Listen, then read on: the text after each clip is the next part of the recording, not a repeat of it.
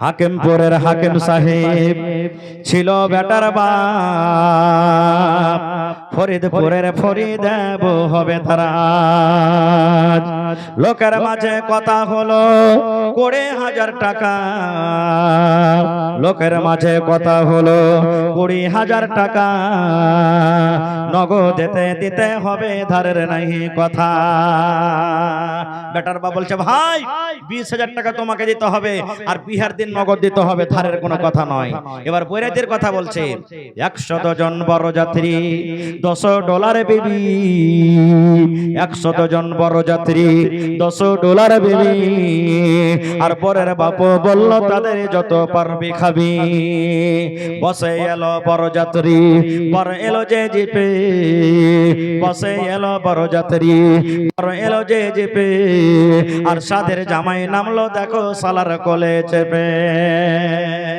1000 পুরা কর নাই ভাই? আচ্ছা ঠিক আছে। তো আগেকার মানুষ সাড়ুর কোলে আর সালার কোলে নামতো নাকি গাড়ি থেকে? এখন নামে না। নামছে কি? হ্যাঁ, ঠেরকার একবার হন হন করে একবার চলেছে স্টেজে। তাই কই বলছেন, 100 জন বড় যাত্রী, $10 বেবি। বরের বাপ বলল, তাদের যত পারবে খাবি। বসাই এলো বড় যাত্রী, বড় এলো যে চেপে, সাধের জামাই নামলো দেখো সালার কোলে চেপে। লুচি বন্দে খরমা পোলাও মিষ্টি মিহি দানা, যেবা যত পারবে খেতে নেই গো কোনো মানা। পেটটা ঠেসে খেলো খানা, ধরলো যত পেটে, অর্ধেক খেলো অর্ধেক পাতে উঠলো এটো রেখে। দেখবেন বিয়া সাজিতে 3 ভাগ করে 2 ভাগ খানা খেয়েছে, 1 ভাগ নষ্ট হয়েছে। হয়েছে না? হয় না ভাই?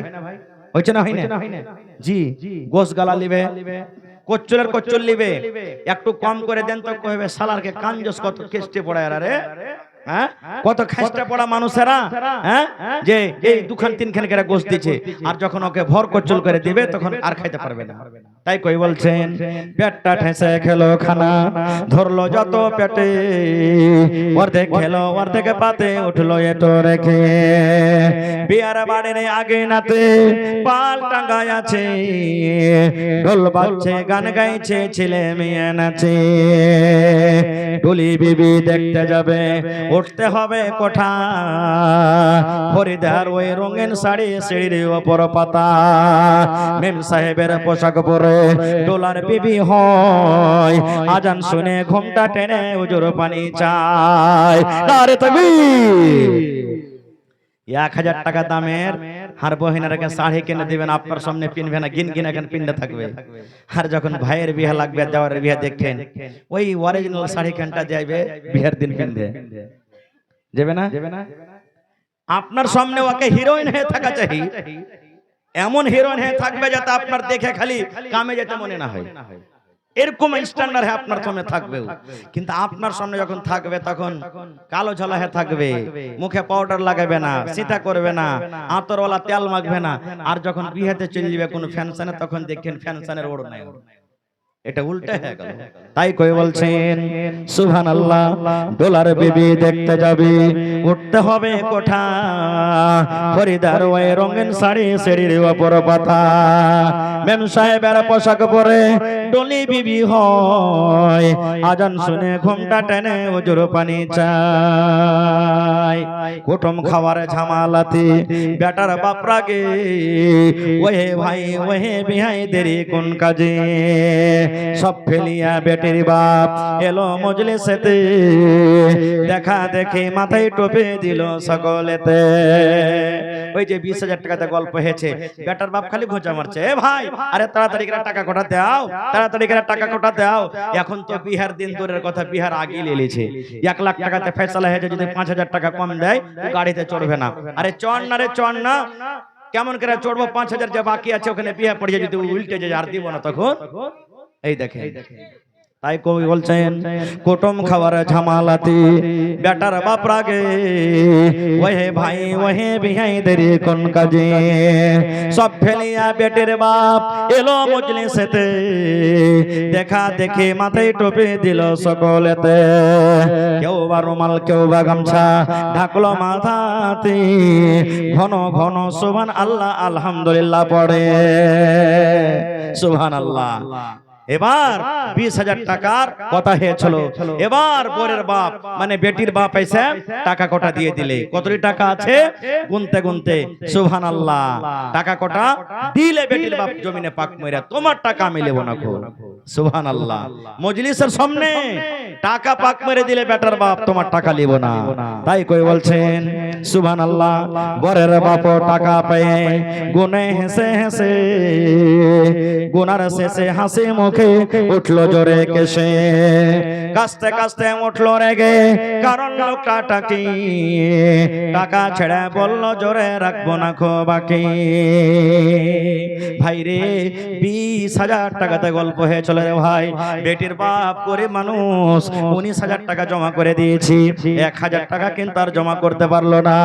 বেটার বাপ টাকা গুনতে গুনতে সবটি টাকাকে পাক মেরে ফেলে দিলে, টাকা নেব না, 20,000 টাকা তুমি পুড়িয়ে দাও।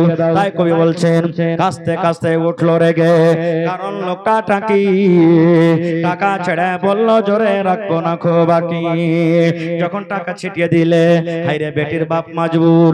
এবার তখন মজলিসের সামনে জোড় হাত করে বলছেন, বেটের বাপ সবার মাঝে জোড় করিয়া হাত, বেটের বাপ সবার মাঝে জোড় করিয়া হাত, আর করোনা অপমান শোনো আমার বাপ। বেটের বাপ বলছে ভাই তুমি অপমান করিও না ভাই রে, 1,000 টাকা কম আছে রে ভাই, আমি 2 দিন 1 দিন 4 দিন আমি দিয়ে দিব। তাই কবি বলছেন বেটির বাপ সবার মাঝে জড় করিয়া হাত, আর করোনা অপমান শোনো আমার বাপ। অষ্টমঙ্গলার ভিতরেতে 2,000 টাকা সদবদ সব করিয়া দেব, আর দিও না ব্যথা। কত জোড়া তুমি না দিয়ে করছে, কিন্তু বেটার বাপ মানতে রাজি হই না, না আমি সব টাকা এখনই নিব। শুনলো না কম বেটার বাপ লাফিয়া গেল উঠে, জানলা হতে সব ফরিদা তাকিয়া তাকিয়া দেখে। ফরিদা জানলা থেকে কিন্তু দেখছে সারা মাজরা। আরে আমার আব্বা জান কত হাত ধরে ধরছে, কত পা ধরছে, আমার এই স্বামীর মানে শ্বশুরের সামনে কত জড়তে মিনাতি করছে, তাও কিন্তু রাজি হই না। তাই কবি বলছেন মানল না খো বেটার বাপ লাফিয়া গেল উঠে, আর জানলা হতে সব ফরিদা তাকিয়া তাকিয়া দেখে। সুবহানাল্লাহ। এবার ফরিদা সবকিছু দেখা তখন বলছেন আল্লাহ মরে পয়দা করে, আব্বা মরে পয়দা করে, এত অপমান নিজের চোখে দেখে বলে রাখবো না খোঁজান। ফরিদা কাঞ্চার বলছে আল্লাহ তুমি কেন আমাকে বেটি ছেলে করেছিলে, আল্লাহ কেন আমার বাপের কোলে দিয়েছিলে, আল্লাহ আমার বাপ কত গরিব মানুষ, আল্লাহ 1,000 2,000 জুজতে পারলে না, যার কারণে কত হাত ধরছে পা ধরছে, কিন্তু বেটার বাপ রাগে না। আফসোস করে ফরিদা বলছেন আব্বা মরে পয়দা করে এত অপমান, আব্বা মরে পয়দা করে এত অপমান, সুবহানাল্লাহ বিষ খাইছে মরবো থাকবে না খোঁজান। ফরিদা বিষের বোতল মুখে নিয়ে কেন্দ খেলে খেলে, ফরিদা বিষের বোতল মুখে নিয়ে খেলো কেন্দে কেন্দে, গিলে নিল মরে গেল বিয়ের পোশাক পিন্দে। ফরিদা বলছে আর আমি আর বাঁচবো না, বিষ নিয়ে মুখে দিয়ে বিষ খেয়েছে দুনিয়া থেকে চলে গেল। তাই কবি বলছেন ফরিদা বিষের বোতল মুখে নিয়ে খেলো কেন্দে কেন্দে, গিলে নিল মরে গেল বিয়ের পোশাক পিন্দে। সমাজে তুমি তৈরি থাকো ইহার জবাব দিতে, ধরবে যেদিন আল্লাহ পাক কাল কিয়ামতে, লুচি বন্দে খুরমা পোলাও মিষ্টি খাওয়ার দিন, বিষ খাইছে মরল কেন সমাজে জবাব দিন। ইমাম সাহেব বিয়ের খুতবা পড়বে ফরিদার, ইমাম সাহেব বিয়ের খুতবা পড়বে ফরিদার, সমাজে তুমি জবাব দাও জানাজা কেন তার। সুবহানাল্লাহ।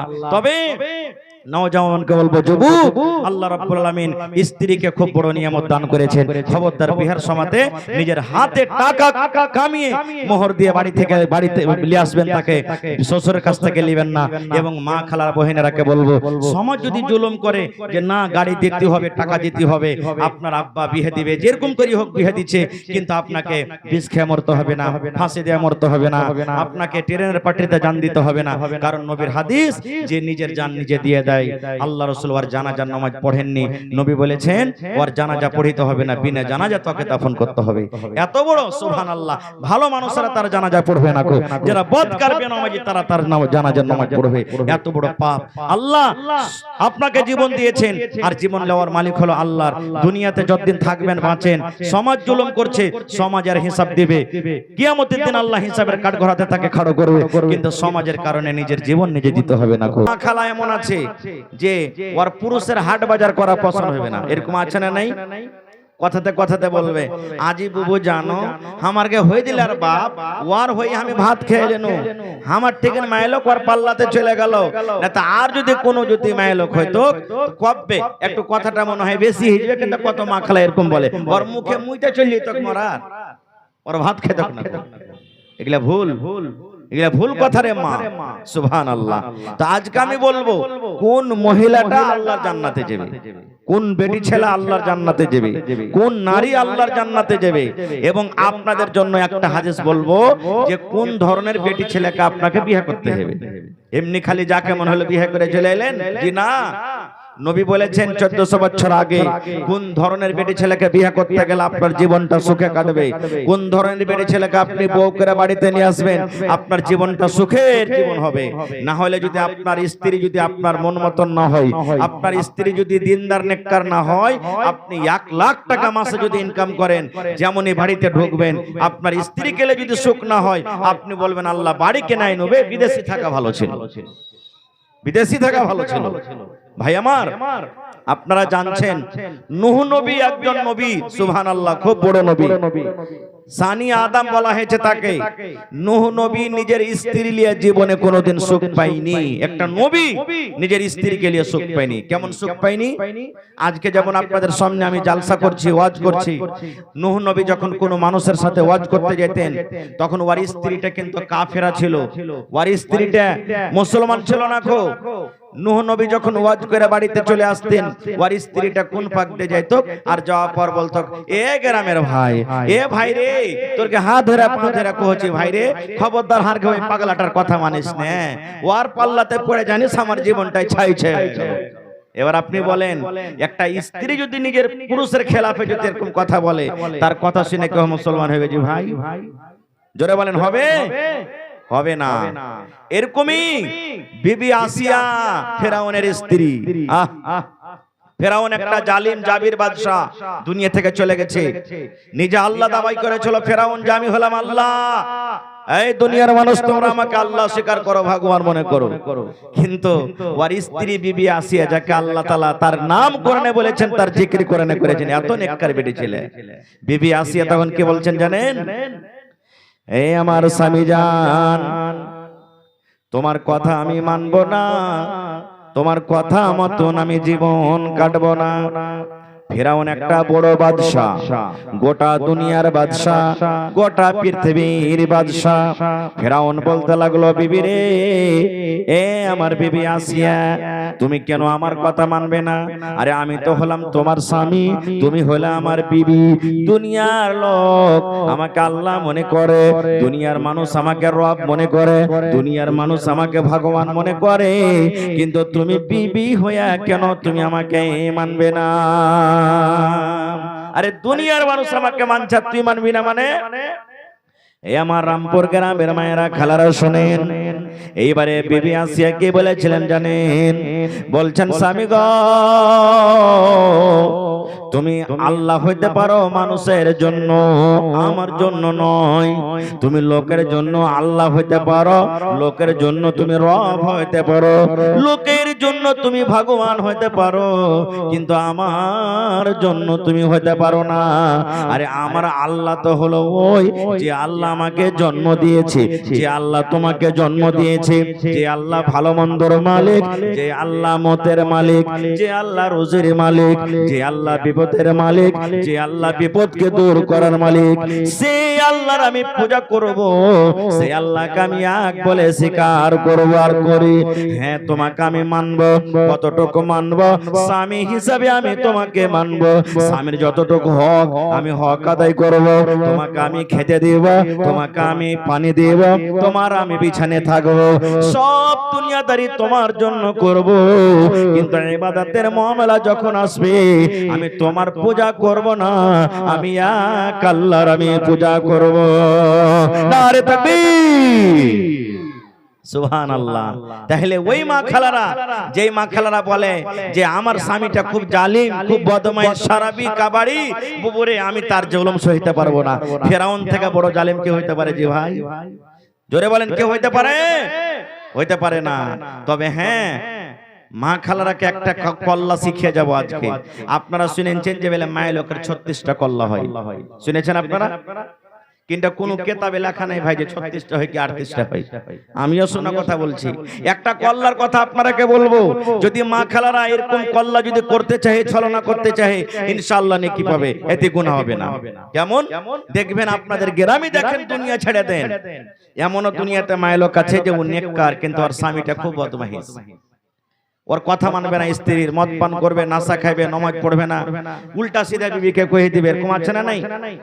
একটা মহিলা খুবই নেককার, থাকে থাকে থাকে একদিন তখন ওর স্বামীকে বলছে, হাজি আব্দুল্লাহর বাপ, তুমি যে নমাজ টমাজ পড়ো না, আল্লাহকে কি হিসাব দিবে তুমি? আজ নমাজ গালা পড়ো, আরে তোমারই তো ইবাদত, দান করো, নমাজ পড়ো, রোজার মাসে রোজা করো, ভালো আমলটা করো। তখন তার পুরুষটা কি বলতো? হ্যাঁ, খালি কানের গোড়াতে ভ্যান ভ্যান ভ্যান ভ্যান করছে, হট এখান থেকে, তুই নিজে আমল করছিস, নিজে করগা। আরে তুই মায়েলোক বেশি, মায়েলোক গেজ গুনাহগার হয়। ওরা দেখেন ফতুয়া কত বড়, মায়েলোক গেজ গুনাহগার হয়, পায়ে পায়ে ওর গুনাহ আছে, তোরা বেশি বেশি করে আমল কর। আমি তো আল্লাহকে কে ডাকছি, দিনে 5 বার 10 বার আল্লাহ আল্লাহ বলে ডাকছি, নামাজ না পড়ো তো কি হলো? আল্লাহকে আল্লাহ বলে ডেকেলো না, আল্লাহ খুশি হয়ে যাবে।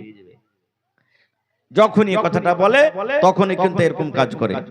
এবারে তখন ওর স্ত্রীটা বলছে, থামরে মরা, তুই খালি আল্লাহকে বলে তুই খালি রাজি করে নিবি, নামাজ পড়বি না, আল্লাহ আল্লাহ বলে ডাকবি, আল্লাহ রাজি হয়ে যাবে, তোকে দেখাচ্ছি।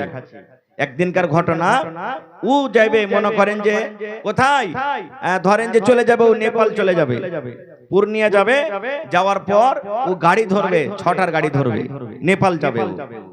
স্ত্রীকে বলেছে, শুন, তুই তো ফজরের টাইমে নামাজ পড়ছিস, 3:30টার সময়তে নামাজ পড়ে তুই শুতিস না, আমার জন্য তুই নাস্তা করবি, আর আমাকে একবারে ঠিক 4টার সময়তে উঠিয়ে দিবি, আমি মুখ হাত দিয়ে নাস্তা পানি করে 6টার গাড়ি ধরবো। এবার স্ত্রী তখন বলছেন যে, থামরে মরা, আজ তোকে আমি একটা ছলনা দেখাবো। ওর স্ত্রীটা নামাজ টামাজ পড়ে ভাই নাস্তা কি ঘোড়ার ডিম বানাইবে, আবার শুইতে গেছে। শুইতে যে গেছে তো একবারই 6টার সময়।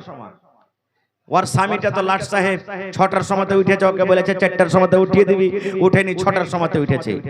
এবার যেমনই উঠা তখন স্ত্রীকে বলছে, আরে আব্দুল্লাহর মা উঠা রে, তাড়াতাড়ি করে উঠ, আরে 6টা বেজে গেল, কখন ট্রেন ধরবো? তোকে বলেছি যে ফজরের পর তুই ঘুমাবি না, ঘুমিয়ে গেছিস, তুই নাস্তা করিসনি, কখন নাস্তা করবি? যেমন কথাটা বলা। এবার স্ত্রী বলছেন, স্বামী গো, ও আমার আদরের স্বামী, একবারে লম্বা সুরে বয়ান ধরে মিঠা করে ডাকছে ওকে, স্বামী গো, ও আমার আদরের স্বামী।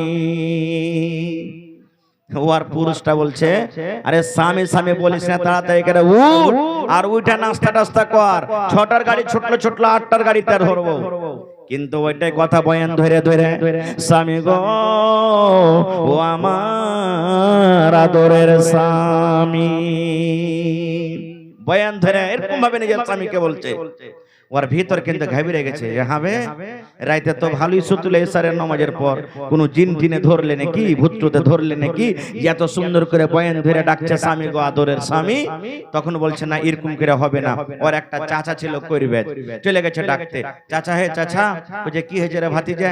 কইছে চলো তো তোমার বহুটাকে দেখো তো, এসারের পর শুইতেছে, এখন যদি জাগা আছে তো এরকম বয়ান ধরে ধরে স্বামী গো, আমার আদরের স্বামীকে ডাকছি। কইছ তো হাঁটতে হাঁটতে যখন বাড়ি চলে গেছি, তার স্বামী বলছে, ও আব্দুল্লাহর মা, দেখো বাড়ি থেকে এসেছে, চাচা এসেছে, তুমি উঠো। উঠো আব্দুল্লাহর মা, তুমি এখন উঠে যাও।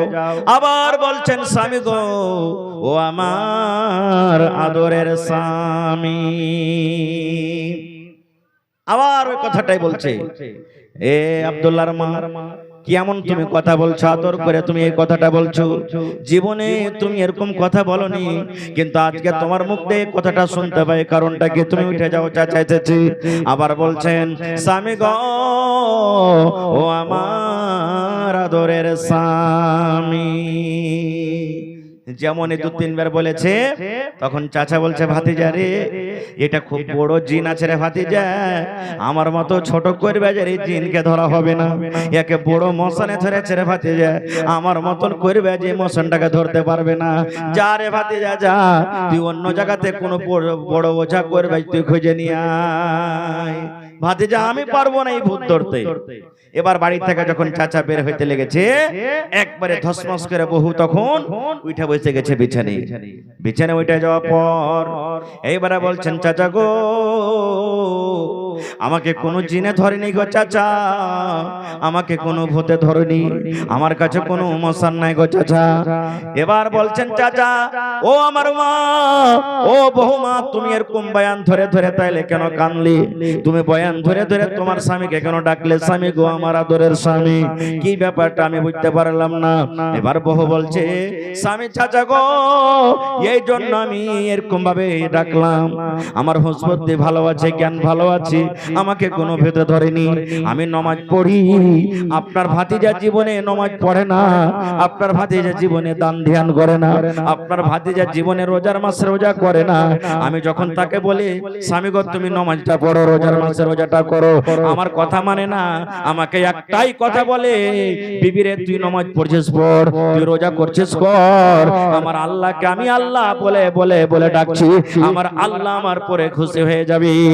বলছে চাচা গো, বিনা নামাজ পড়াতে যদি আল্লাহকে আল্লাহ বলে ডেকে যদি আল্লাহ রাজি হয়ে যায়, রোজার মাসে যদি রোজা না রেখে যদি আল্লাহকে আল্লাহ বলে ডেকে যদি আল্লাহ রাজি হয়ে যায়, তাহলে আমার স্বামীকে আমি এই 6টা থেকে নিয়ে এখন পর্যন্ত কত আদর করে মিষ্টি করে করে স্বামী গো, ও আমার আদরের স্বামী করে আমি এত কলিজা ঠান্ডা করে আমি ডাকলাম, তবে নাস্তা না করে তার কেন পেটটা ভরবে না? যেমন চাচা গো, পেট ভরতে গেলে নাস্তার দরকার আছে, পেট ভরতে গেলে রুটির দরকার আছে, পেট ভরাতে গেলে ভাতের দরকার আছে, বিনা ভাতে বিনা এই খানাতে মানুষের পেট ভরবে না, জান বাজবে না। এই মতো আল্লাহ রাব্বুল আলামিনের ইবাদত বান্দাকে করতে গেলে আল্লাহ খুশি হবে, শুধু আল্লাহ আল্লাহ ডেকে আল্লাহ খুশি হবে না। নারে তাকবীর। নবী তোমার নাম শুনিয়া পাগলে আমার মনটা গো, নবী একবার দেখা দিও গো, নবী একবার দেখা দিও গো, আখিরাতে দিও গো দেখা, কিয়ামতে দিও গো দেখা, দেখব নয়ন ভরে গো, নবী একবার দেখা দিও গো, নবী একবার দেখা দিও গো। ভাই আমার, তো আমি বলছিলাম স্বামী স্ত্রীর জীবনটা একটা এমন জীবন যে স্বামীকে জানতে হবে যে আমার স্ত্রীর মেজাজ কেমন, স্ত্রীকে জানতে হবে আমার স্বামীর মেজাজ কেমন, না হলে জীবনটা চলবে না। আজকে দেখেন আপনাদের গ্রামে আছে কিনা, যেমনই বেটা ছেলের বয়স 13 বছর 14 বছর হলো, লাখ দেখনি পুঁটা চুইছে, কষা চিপলে দুধ ভরাইবে, লাখে পেস্টি চোখে পেস্টি, আর ওর বহু খোঁজাখুঁজি শুরু হচ্ছে। হয়েছে না হয় না ভাই? জোরে বলেন, হয়েছে না হয় না? হ্যাঁ, রোডের কান্দাতে জমিন বিক্রি আছে, 5 লাখ টাকা লাগবে, ছাগল বকরি মুরগা মুরগি গরু ছাগল বেচে কিন্তু তাই 1 লাখ টাকা ঘটছে। তখন স্বামী স্ত্রী কইছে, হারে 1 লাখ টাকা যে ঘটে গেল রে, 4 লাখ টাকা তো জুট গিলিছি, কি করব? তো কইছে, ইয়ে আল্লাহ তুমি জানো না বেটাটাকে বেচালাও। কি বলছেন? বেটাটাকে বেচালাও। ওই কোটিতে বিকেবে, ওই তাও 2.5 লাখ টাকা পেয়ে লিবে। আরে 2.5 লাখ টাকা যদি কত 50,000 টাকা কম করে খরচ করব, 2 লাখ টাকা বাচ্চা জমিন খানটাকে ধরবে। এবার ওই বিহাটা কি হয়েছে জানেন? শেরশাবাদের মধ্যে এগুলা বেশি হয়েছে। এবার ওই স্ত্রীটাকে বাড়িতে নিয়ে এলো। ও তো জানে না, পাগলি ছোট এখনো হয়ে আছে যে আমার স্বামীর কিভাবে আমাকে খেদমত করতে হবে, আর পুরুষটাও জানে না যে আমার স্ত্রীকে আমাকে কিভাবে নিয়ে চলতে হবে। 2-4-6 মাস যখন হইলো তখন বলছে যে আব্বাজি কি মাগে আমি ওই মরার ভাত খাবো না। কেন খাবি না? কইছে হে লাগ দিয়া সাড়াক সাড়াক খালি পুঁটা চুইছে, আমি আর ভাত খাবো না। তো খাবি না? না তো না, এক কাজ কর তুই চলে এবার কোন রকম। এবার বাড়ি গেল, বাড়ি যাওয়ার পর 2-5 দিন পর তখন জামাইটাকে ডাক মিঠা করে। জামাইটা যখন আসছে, আইসা তখন দুটা চাংড়াকে রেডি করে কইছে সালার বেটাকে ধরে পিলারে বান আর 5টা মানুষকে ডাক। 3 লাখ টাকা দিয়েছি, 2 লাখ টাকা বিয়েতে খরচ হয়েছে, 5 লাখ টাকা দে আর আমার বেটিকে তালাক করে তুই দিয়ে চলে যা। হয়েছে না? হয় না? আল্লাহর নবীর জামানাতে এক বাপ নিজের বেটির বিয়া দিবে, বেটি বলছে আব্বা আমি বিয়া করব না, বেটি বলছে আব্বা গো আমি বিয়া করব না। দয়ার নবীর কাছে চলে গেলেন আব্বা জান। এবার নবীকে বলছেন হুজুর আমার বেটির আমি বিয়া দিব, কিন্তু আমার বেটি বলছে আব্বা গো আমি এখনো বিয়ে করব না, আমি বিয়েতে রাজি নাই। যদি নবী গো পারেন তো আমার বেটিকে আপনি একটু বুঝিয়ে দেন। নবী আমার বললেন তোমার বেটিকে ডেকে আনো। পরের দিন নবীর দরবারে হাজির হয়ে গেলেন। এবার বলছেন হুজুর আমার বেটিকে আমি হাজির করে দিয়েছি। আল্লাহ রাসূল এবার বলছেন হে আল্লাহর বান্দি তোমার আব্বা জান তোমার বিয়ে দিবে আর তুমি বলছো আমি বিয়েতে রাজি নাই, কারণটা কি একটুকে জানতে পারি? এই আমার মায়েরা খালারা শুনেন, ভাইরা আমার শুনেন। এইবারে কিন্তু সে বেটি ছেলে বলছে নবী গো আমার আব্বা জান আমাকে বিয়ের কথা বলেছে, আমি নারাজ আছি, এই জন্য নারাজ আছি নবী গো। তার আগে আপনাকে একটা প্রশ্ন করব। নবী বলছেন কি প্রশ্ন? বলছে আল্লাহর নবী গো ধরেন আমার বিয়ে হয়ে গেল, আমি শ্বশুরের বাড়িতে চলে গেলাম, যে আমার স্বামী হবে, যে আমার হাজবেন্ড হবে, যে আমার পাতি হবে, আমি তার বাড়িতে চলে গেলাম। এবার তার বাড়িতে যাওয়ার পর নবী গো আমার ওই স্বামীর আমার পরে কতটুকু হক আছে নবী গো? আমার স্বামীর কতটুকু কথা মেনে আমাকে চলতে হবে, আমার স্বামীর কতটুকু কথা আমাকে শুনতে হবে। নবী গো একটু দয়া করে বলেন। হুজুর আমি ধরেন আমি বিয়ে হয়ে চলে গেলাম শ্বশুরের বাড়িতে, যে আমার স্বামী হবে ওই আমার স্বামীটার কথা আমাকে কতটুকু মানতে হবে? নবী আমার বললেন হে আল্লাহর বান্দিরি তোমার উপরে তোমার স্বামীর অতটুকু হক, তোমার উপরে তোমার স্বামীর অতটুকু হক, তোমাকে অতটুকু তোমার স্বামীর কথা মেনে চলতে হবে। তোমার স্বামীর গায়ে যদি ফোঁট হয়ে যায়, ঘা হয়ে যায়, আর ঘাটা পেকে গেছে, ফোঁটটা পেকে গেছে, রক্ত বইছে, খুন চইছে, আর তোমার স্বামী যদি তোমাকে বলে বিবি রে এই রক্তটা পেকে গেছে, এই ফোঁটটা পেকে গেছে, রক্ত বইছে, পুজ চইছে রে বিবি, এই রক্তটা তুমি সাফ করে দাও, এই পুজটাকে তুমি সাফ করে দাও। কি দিয়ে সাফ করবে বিবি রে? তুলা দিয়ে সাফ করতে হবে না, তোমাকে পানি দিয়ে সাফ করতে হবে না, তোমাকে কাপড় দিয়ে সাফ করতে হবে না রে বিবি।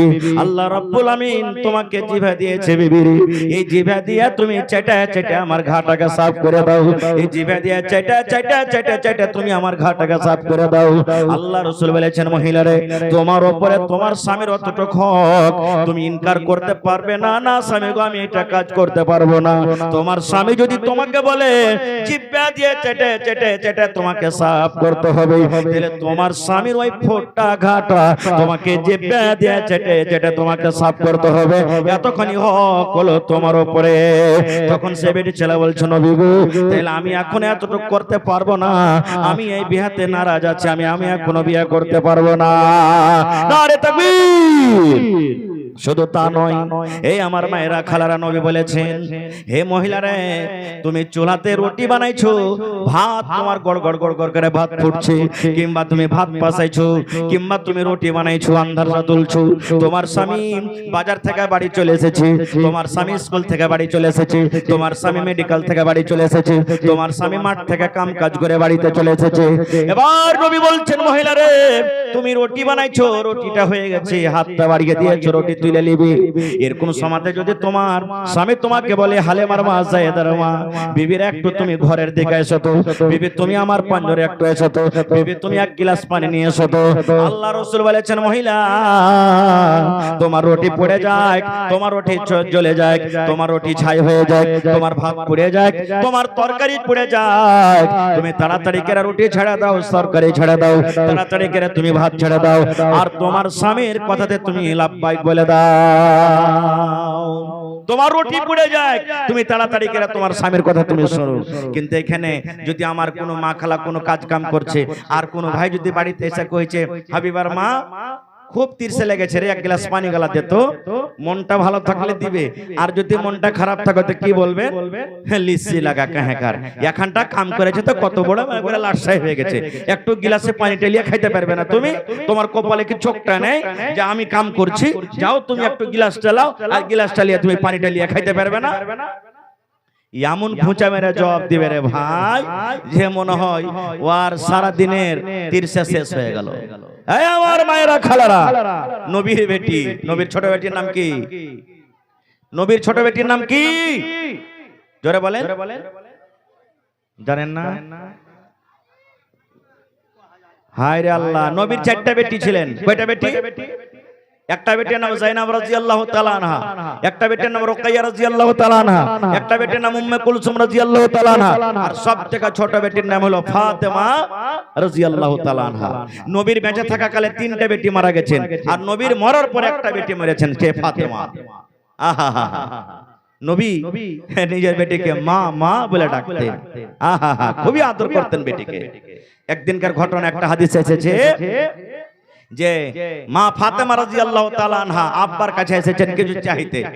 আপনার কে বেটি আপনার কাছে চাহে না, আব্বা যে একটা কাপড় গালা দাও, আব্বা যে একটা মুরগি গালা দাও, আব্বা যে একটা ছাগল গালা দাও, বলে কি বলে না? হানা বলেন, বলে কি বলে না? হ্যাঁ, আল্লাহর নবীর বেটি ফাতেমা রাদিয়াল্লাহু তাআলা আনহা নবীর বাড়ি এসেছেন একটা গোলাম চাইতে, চাকর চাইতে। আয়েশা বলছেন নিজের মা তো আগে মারা গেছেন, সতার মা কে? হযরত আয়েশা রাদিয়াল্লাহু তাআলা আনহা। আয়েশা বলছেন মা আব্বা বাড়িতে নেই। বলছেন না রে বেটি না, বাড়িতে নেই, তোমার আব্বা দাওয়াতের কাজে তাবলীগের কাছে গেছেন, মনে হয় বাড়ি আসবেন, কি কথা বস? বলছেন না মা বসবো না। তো বলছে কথাটা কি বল, তোর আব্বাকে আমি বলে দেব। বলছেন না আব্বা কি বলবো আমি ডাইরেক্ট। আর রুকলেন না। এই রামপুর এলাকার মায়েরা খালারা, নবীর বেটি ফাতেমা এই কথাটা বললেন না যে আব্বার সাথে দেখা করতে এসি, দেখা হলো না, এক বেলা থেকে যাই, 1 ঘন্টা থেকে যাই, 2 ঘন্টা থেকে যাই, আব্বার সাথে কথা বলবো তারপরে যাব না। নিজের স্বামীর বাড়ি কত জিনিস, কত বড় জিনিস, তখনই বাড়ি হেঁটে দিলেন যে না আমি নিজের বাড়িতে চলে যাব, কে জানি আমার স্বামী আমার কখন দরকার হয়ে যাবে, আমাকে কোন কাজে আদেশ করবে, আর যদি আমার স্বামী বাড়িতে না থাকে তো আমার স্বামীর মনটা খারাপ হয়ে যাবে। আর হারগা মা খালারা কি করবেন জানেন? ওর পুরুষকে যদি কহে যে আব্দুল্লাহর বাপজি কইছে কি হয়েছে রে, কইছে হার মাটাকে একটু খালি দেখাচ্ছি খাড়ো খাড়ো, 1 ঘন্টা কয়ে যেতে একদিন থাকবে, থাকবে কি থাকবে না? যদি খালি কয় এই যাবো এই আসবো, তাই এক বেলা হয়ে যাবে। সুবহানাল্লাহ। নবীর বেটি চলে গেলেন তখনই, সন্ধ্যাবেলা তো নবী বাড়িতে এলেন, ভালো করে শুনবেন আদেশটা, সন্ধ্যাবেলা তাইলেন। এবার মা আয়েশা বলছেন নবী গো আপনার কলেজার টুকরা ফাতেমা আপনার সাথে দেখা করতে এসেছিল গো নবীজি। নবী আমার বেটিকে এত ভালোবাসতেন, নবী যেমনই শুনলেন হারে আমার মা আমার সাথে দেখা করতে এসেছিল, নবীজি নিজের বেটিকে ফাতেমাকে ফাতেমা ফাতেমা বলে ডাকতেন, মা মা বলে ডাকতেন। নবী বলেছেন যে আমার ফাতেমাকে কষ্ট দিবি রে, নবী যেন আমাকে সে কষ্ট দিল, এত নবী বেটিকে ভালোবাসতেন। নবী শুনলেন আমার বেটি আমার সাথে দেখা করতে এসে, চলো সন্ধ্যা হয়ে গেছে, রাত হয়ে গেছে, তখনই চলে গেলেন বেটির বাড়িতে। কে জানি আমার বেটি কোন কাজে আমার সাথে এসে চলো দেখা করার জন্য চলে গেলেন। আমাদের মতন নয় যে গলা খ্যাকড় দিয়ে হুড়মুড় করে চলে যাবে বাড়িতে, না, নবীজি সালাম দিলেন দরজা থেকে, বলছেন ফাতেমা তুমি বাড়িতে আছো। ফাতেমা কিন্তু বিছানায় শুতে গেছেন, জামাই বাবু আলী বিছানায় শুতে গেছেন, কিন্তু চোখ বন্ধ হয়নি। আবার নবী বলছেন ফাতেমা তুমি বাড়িতে আছো। এবার নবীর বেটি বলছেন আব্বা গো বাড়িতে আছি। এবার নবী বলছেন আমার জামাই আলী কই? বলছে আপনার জামাই আলী বিছানায় শুতে গেছে। নবী বলছেন বেটি রে যেমন হ্যাঁ শুতে আছো শুতে থাকো, আমার জামাইকে বলো যেমন হ্যাঁ শুতে আছে শুতে থাকবে, আমি নবী তোমাদের ঘরের ভিতরে আসছি। এ অনুমতি দাও হলো। নবীজি আমার চলে গেলেন। মা ফাতেমা বলেন বিছানার এক সাইডে আমি শুতে আছি, আর বিছানার এক সাইডে আমার স্বামী আলী শুতে আছে। আমার আব্বা জান দয়ার নবী আমাদের দুজনের মধ্যখানে কিন্তু বসে গেলেন, একদিকে ফাতেমা একদিকে নবীজি, দুইজনের মধ্যখানে বসে গেলেন। আর এখনকার মানুষ যদি খালি শ্বশুরের সাথে হোটেলে বসে খানা খাইয়া লেয় তাহলে গায়ে গোটে হাল্লা। এ শালা হদমাকে দেখবে শ্বশুরের পাঞ্জরে টিকে বসে খায়। এই দেখেন, একদিকে হলেন ফাতেমা, একদিকে হলেন নবীজির বেটি ফাতেমা, আর এক সাইডে হলেন হযরত আলী। এবার নবী বলছেন, বেটি রে কি কারণে আমার সাথে দেখা করতে গেছিলে রে মা? তোমার কি দরকার হয়েছে রে মা? কি কারণে তুমি আমার সাথে দেখা করতে গেছিলি? এ আমার ভাইরা শুনে, এবারে ফাতেমা নিজের হাত কানটাকে এরকম করে দেখাচ্ছেন, আব্বা গো এই দেখেন আমার হাত কানটা কেন আব্বা গো, এই দেখেন আমার হাত কানটা। ওরে সুবহানাল্লাহ, নবীর বেটি ফাতেমা নিজের আব্বাকে এরকম ভাবে হাত খান দেখাচ্ছেন। আল্লাহর নবী যেমনই হাত খানা দেখলেন, ওরে আল্লাহ হাতে কিন্তু সাদা সাদা ফোঁসা পড়ে গেছে, হাতে কিন্তু ফোঁসা পড়ে আছে, কত ফোঁসা গলে গেছে, কত ফোঁসা কিন্তু পেকে পেকে গেছে, আর কত রক্তিত হয়ে গেছে। নবীর বেটির হাতে কিন্তু ফোঁসা পড়ে আছে। এবার নবী বলছেন, বেটি রে তোমার হাতে কেন ফোঁসা রে মা? তোমার হাতে কেন ফোঁসা রে মা? তুমি কি কাম করেছিলে? তোমার হাতে কিন্তু ফোঁসা লেগে গেছে। ঠিক আছে ছেড়ে দেন, ঠিক আছে ছেড়ে দেন। এবার নবী বলছেন, ফাতেমা তোমার হাতে কেন ফোঁসা? কি কাম করেছো রে মা? আপনারা বলেন তো, যদি সারাদিন কোদাল চোপান তো হাতে ফোঁসা পড়বে না? পড়বে না। যদি আপনি কোদাল চোপান হাতে ফোঁসা পড়ে যাবে, যদি আপনি মই টানেন হাতে দিয়ে দিয়ে হাতে ফোঁসা পড়ে যাবে, পাঁচ কাটতে যান তো আপনার হাতে ফোঁসা পড়ে যাবে। এবার বলছেন নবীজি, বেটি রে তোমার হাতে ফোঁসা কেন রে মা? কি কাজ তুমি করেছিলে?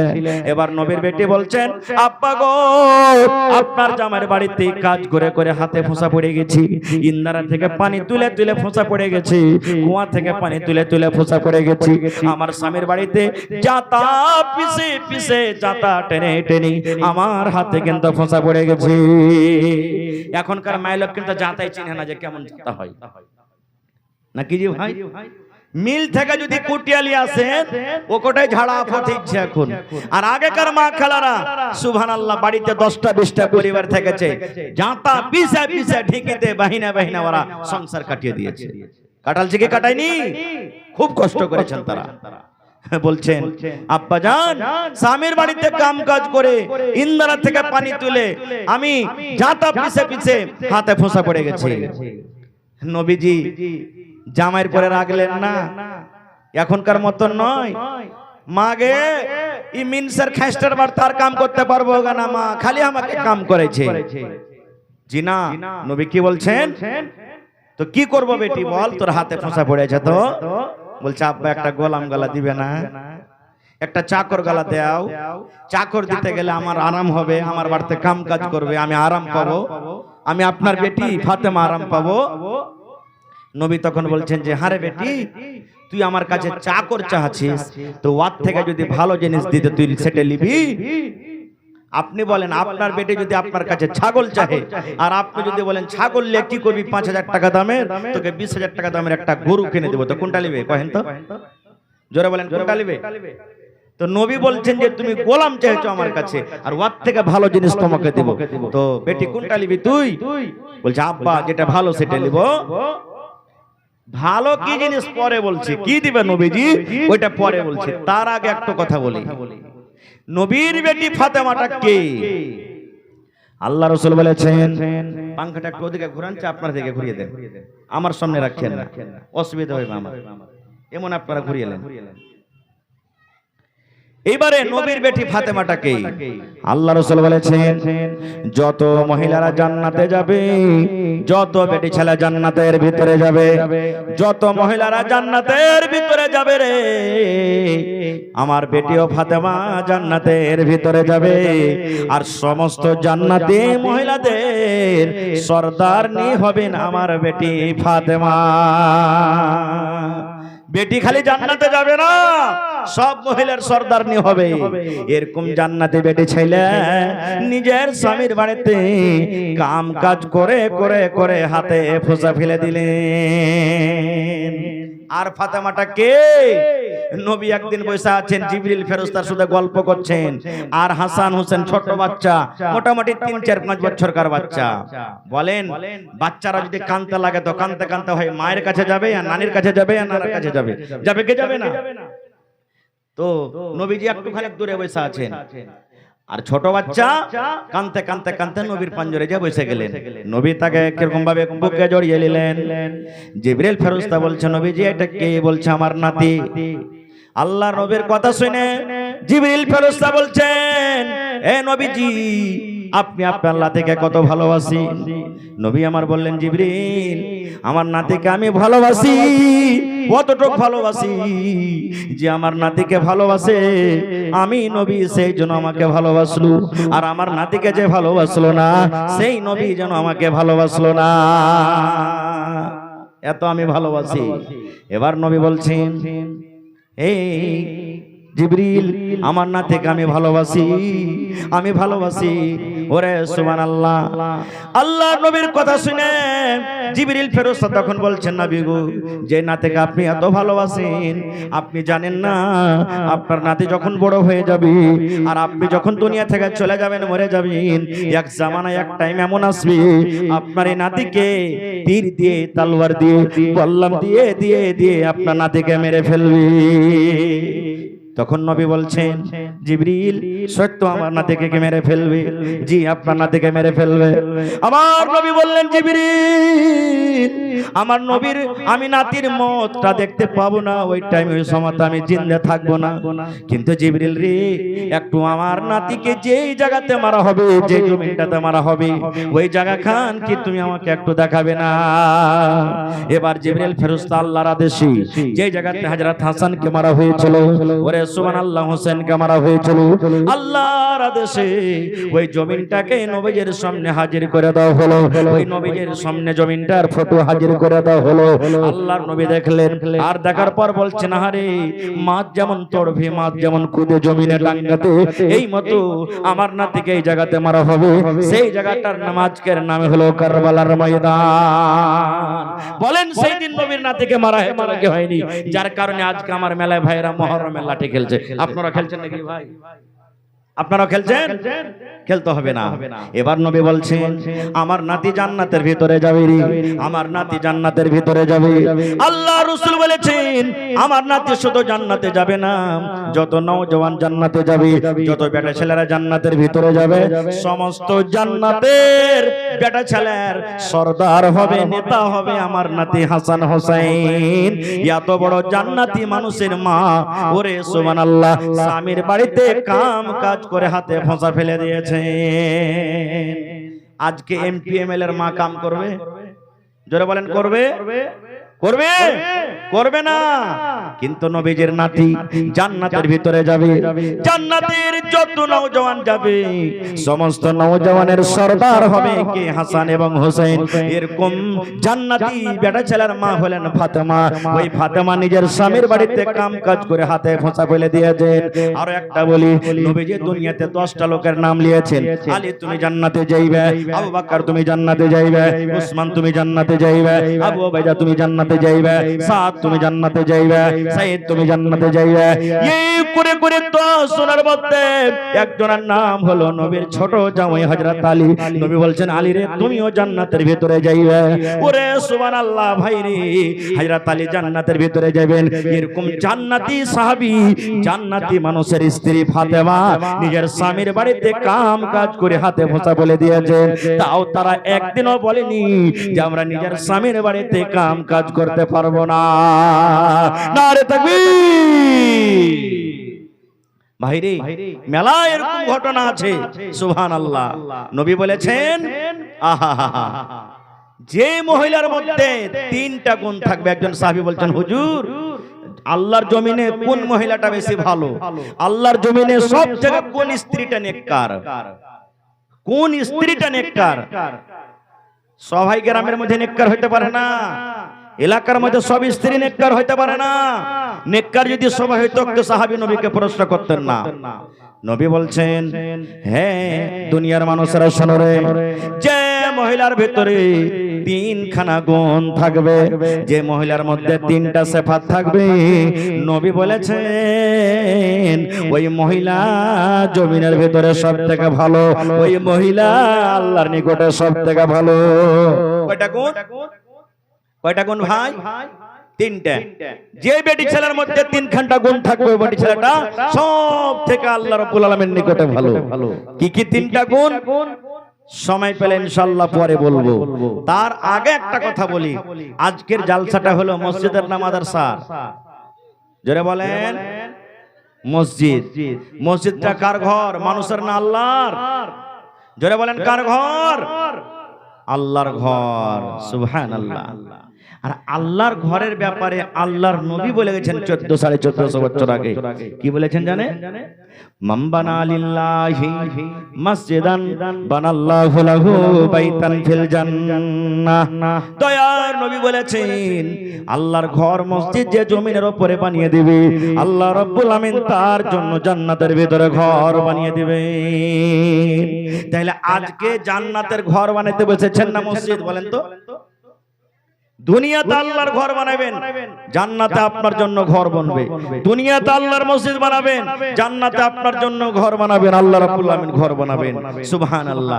এবার বলবেন হাজী মাওলানা আমার গ্রামের মসজিদে আমার নানা জান বলছিলেন যে মোটামুটি 1 কারোর টাকা খরচা হয়ে গেছে, আর সবটি গ্রামের মানুষই মিলে করেছেন। আলহামদুলিল্লাহ, এটা খুবই খুশির খবর। তা আমরা কেউ 20,000 দিয়েছি, কেউ 50,000 দিয়েছি, কেউ 500 দিয়েছি, কেউ 1000 দিয়েছি। তো এতটি গোটায় গ্রামের মানুষ মিলে মসজিদখানটা বানালছি। তো সবাই মিলে যে একখানটাই বানানো যে মাওলানা, তাহলে কি হবে? আমরা কি জান্নাতে ঘর পাবো না? না গোটা গ্রামের মানুষ একখানটাই জান্নাতে ঘর পাবো? ভাইরে, নবী বলেছেন পাখির যে বাসা হয়, বলেন তো পাখির বাসা ছোট হয় না বড় হয়? জোরে বলেন। ছোট হয়। আল্লাহ নবী বলেছেন পাখির বাসার সমান জায়গাও যদি আল্লাহর ঘর মসজিদ আপনি বানিয়ে দিতে পারেন, আল্লাহ রাব্বুল আমিন আপনার জন্য জান্নাতের ভেতরে ঘর বানিয়ে দিবেন। তাহলে বলেন আপনি যে টাকা দিয়েছেন 1 বড়া সিমেন্ট হয়েছে, আপনার দানে 10 বড়া সিমেন্ট হয়েছে, আপনার দানে হয়তো 1 গাড়ি বালু এসেছে, আপনার দানে হয়তো রড এসেছে, আপনার দানে হয়তো ইট এসেছে, আপনার দানে হয়তো মিস্ত্রিকে টাকা দেওয়া হয়েছে। আল্লাহ রাসূল বলেছেন এখান মসজিদে যত রকম লোক দান করেছেন, যেভাবে দান করেছেন, নবী বলেছেন সকল মানুষের জন্য এখান করে জান্নাতের ভিতরে ঘর বনে যাবে। সুবহানাল্লাহ।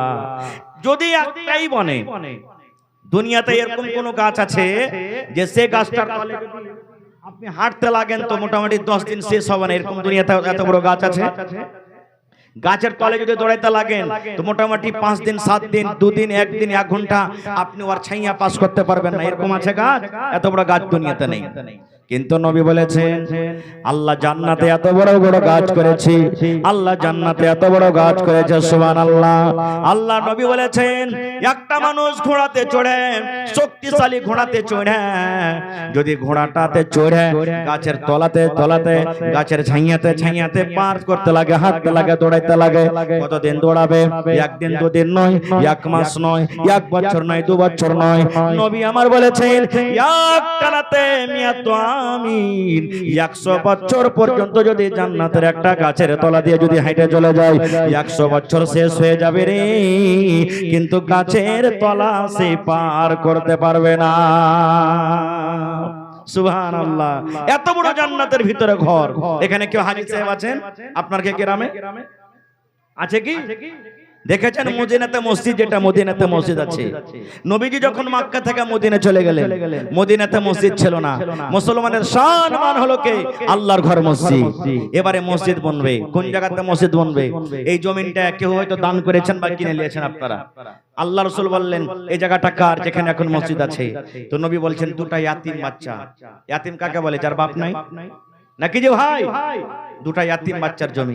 নবী বলছেন বাচ্চা 2টাকে ডাকো বাচ্চা 2টাকে। একটা নাম সাহাল, একটা নাম সোহেল। ভালো করে শুনবেন ভাই।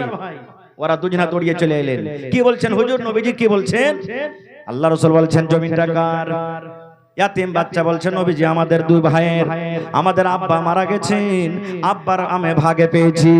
আল্লাহ রাসূল বলছেন জমিনটাকে বিক্রি করবে না, তোমরা 2 ভাইকে জমিনটা বিক্রি করবে না। এবার ইয়াতিম বাচ্চা বলছেন হুজুর আমাদের বাপ আমাদের জন্য ছেড়ে গেছেন, আমাদের এই জমিন ছাড়া কিছু নাই, কেন আমরা বিক্রি করব? নবী বলছেন বাবারে এই জায়গাতে আল্লাহর ঘর বনবে, এই জায়গাতে মসজিদ বনবে, মসজিদের জন্য তোমরা দুটা ভাই জমিন বিক্রি করে দাও। এইবারে তিন বাচ্চা দুটা তখন দেখেন তার ঈমান তার জোশ কেমন, বলছেন আল্লাহর নবী গো আমাদের বাপ আমাদের জন্য জমিনটাকে ছেড়ে গেছেন, কিন্তু আপনি যখন বলছেন এখানে আল্লাহর ঘর বলবে বেচে দাও, নবী বুঝি আমরা দুই ভাই জমিনটাকে বিক্রি করব না, এই জমিনের আমরা দাম নিব না, আমরা দুটা ভাই আল্লাহর ঘরের জন্য এই জমিনটাকে আমরা আল্লাহর রাহে আমরা হাজির করে দিলাম, আমরা দাম নিব না, টাকা নিব না। নবী আমার বলছেন না তোমরা টাকা নিয়ে লাও, তোমাদের দাম দেওয়া হবে। ইয়াতিম বাচ্চা দুটো বলছে নবীজি আমরা ইয়াতিম আমরা গরিব বলে আমাদের দানে হাকারত করছেন, আপনি আমাদের দানটা নেবেন না। এবার নবী বলছেন সাহাবীরে এ ইয়াতিম বাচ্চা এরে আল্লাহর বান্দারা শোনো, তোমরা ইয়াতিম বলে তোমাদের দানটা নিব না এরকম কোনো কথা নয়। আজকে যদি তোমরা দানটা করে দাও, যখন আমি দুনিয়া থেকে চলে যাব হয়তো পরের মানুষরা আমার পরে দাগ লাগাবে, ধাপ্পা লাগাবে। তোমাদের নবী কেমন রে, দুটা ইয়াতিম বাচ্চার কাছ থেকে জমিন কেড়ে ওইখানে আল্লাহর ঘর মসজিদ বানিয়ে দিয়েছে, এই যেন আমি এটা শুনতে না পাই। এবারে নবীজি হযরত আবু বকর রাদিয়াল্লাহু তাআলা আনহু বলছেন আবু বকর মদিনার গলিতে গলিতে তোমরা পাতা করো, মদিনার গলিতে গলিতে জমির রেট পাতা করো, যত টাকা লাগবে এই জমিনের রেট জমিনের দাম ইয়াতিম বাচ্চা দুটাকে তোমরা দিয়ে দাও। নারে তাকবীর। হয়নি হবে না হতে পারে না আমার নবীর সাথে কারো তুলনা, হয়নি হবে না হতে পারে না আমার নবীর সাথে কারো তুলনা, হায়রে তুলনা তো দূরের কথা ছায়াও মিলে না, হয়নি হবে না হতে পারে না আমার নবীর সাথে কারো তুলনা। তো ভাইরে আজকে দেখছি সাহাল এবং সোহেলের মতন কি হবে। আপনাদের গ্রামের মানুষ কেমন দান করেন আমি কিন্তু জানি না, আমি জীবনের প্রথমবার এসেছি। তবে দেখি আল্লাহর ঘরের জন্য কোন আল্লাহর বান্দা আজকে গ্রামে এমন আছেন 1 ডিসমিল 1 কাঠা জমিন দান করতে পারবেন মসজিদের জন্য। বলবেন মাওলানা মসজিদের আশেপাশে ওরকম জমিন নাই, মাঠে ময়দানে আছে কোন জায়গাতে, মেলায় জায়গাতে জমিন পাওয়া গেছে, মেলায় জায়গাতে জমিন পাওয়া গেছে মসজিদের জন্য। আজকে দেখছি মাঠে ময়দানে কোন জায়গাতে আছে, বিক্রি করে যা টাকা হবে মসজিদে লাগিয়ে দেবেন। মাওলানা আমি মার জন্য আব্বার জন্য বা নিজের জন্য আমি 1 ডিসমিল কিংবা 1 কাঠা জমিন দান করে দিলাম। দেখি এরকম কোন আল্লাহর বান্দি আছেন, দেখি কোন আমার ভাই আছেন। আমি আপনাদের কাছে আমি 10টা লোককে আমি দেখি যে 10,000 করে 10টা লোক কেমন আছেন যে 10,000 করে দিতে পারবেন, এবং 10টা লোক কেমন আছেন 5,000 করে দিতে পারবেন। এখন মনে হয় জমিন প্লাস্টার চলছে নাকি, দেওয়াল প্লাস্টার চলছে। 10টা লোক বেশি লয়, 1 গাড়ি করে বালু দিবেন কে দেখি ভাই। আপনার দান আজকে করবেন, কাল থেকে আপনার মসজিদে লেগে যাবে। সুবহানাল্লাহ। 10টা লোক খাড়িয়ে জানতো মাওলানা আমার 100 সেফটি বালু নিলেন, মাওলানা আমার 100 সেফটি বালু নিলেন, মাওলানা আমার 100 সেফটি বালু নিলেন, কারণ মসজিদ এখন বালু আর সিমেন্টের দরকার আছে বেশি। তো আসেন তো দেখি 10টা মানুষ 10 গাড়ি বালু দিবেন কে 100 সেফটি করে বালু। মোটামুটি এখন 100 সেফটির বালুর দাম মোটামুটি 7,000 টাকা নাকি, 7,000 টাকা করে টাকা। 10টা লোক 1 নম্বর প্রথম কে আসবেন, মাওলানা আমি 1 গাড়ি বালু দিলাম এবং আপনাদের কাছ থেকে 100 ব্যাগ সিমেন্টার আমি আবদার করছি। কেউ 10 বড়া, কেউ 20 বড়া, কেউ 50 বড়া, এই করে করে 10টা দেখি কোন আল্লাহর বান্দা আছেন যে আপনারা সিমেন্ট জমা করতে পারবেন। ভাই আমার মসজিদে আপনাদের জানলা কতটা আছে, জানলা কতটি আছে মোটামুটি? জি গুনা নাই, 4টে জানলা, একটা জানলাতে মোটামুটি 10,000 টাকার আশেপাশে খরচা হয়ে যাবে। 4টা লোক খাড়িয়া জানতো মাওলানা আমি একটা জানলাতে যা লাগবে আমি দিয়ে দেব, মাওলানা আমি একটা জানলাতে যা লাগবে দিয়ে দেব। আসেন তো বিসমিল্লাহ করেন তো দেখি আমার কোন ভাই আছেন প্রথমে 1 গাড়ি বালু দিবেন কিংবা একটা জানলার দাম 10,000 টাকা দান করবেন। দেখি কোন আল্লাহর বান্দা আছেন 5,000 টাকা কোন আল্লাহর বান্দা দিবেন, কেউ 1,000 দিবেন, কেউ 2,000 দিবেন। যারা গরিব খাচ্ছেন খাইছেন নিয়াত করিলেন আজ 1,000 টাকা আল্লাহর ঘরের জন্য দিয়ে যাব, জান্নাতের ভিতরে ঘর লিব রে, আজ লিব জান্নাতে ঘর লিব। দুনিয়াতে যা খাচ্ছে পিনছে দুনিয়াতে থেকে গেছে, যে কটা জমা করব কিয়ামতের দিন পাবো। আমি কমিটির লোককে বলবো মা খালারকে পেন্ডালে চাদর দিয়ে দেন, আপনারা মা খালারকে পেন্ডালে চাদর দেন। মায়েরাকে বলবো এই আমার মায়েরা পাড়ায় জায়গার মা খালারা খুব দানি, ইনশাআল্লাহ আশা করছি আপনারা খুব দানি ঘরের বেটি, তো আপনারা টাকা পয়সা, আংটি হার পান পায়াল কাঁসার বাদনা কাঁসার থালি এই ধরনের যত দান আছে আপনারা দিয়ে পাঠাবেন। এবং আমি মায়েরা খালারাকে বলবো আল্লাহর ঘরের জন্য একটা ছাগল খাসি হোক পাটি হোক কে এমন আছেন দিতে পারবেন।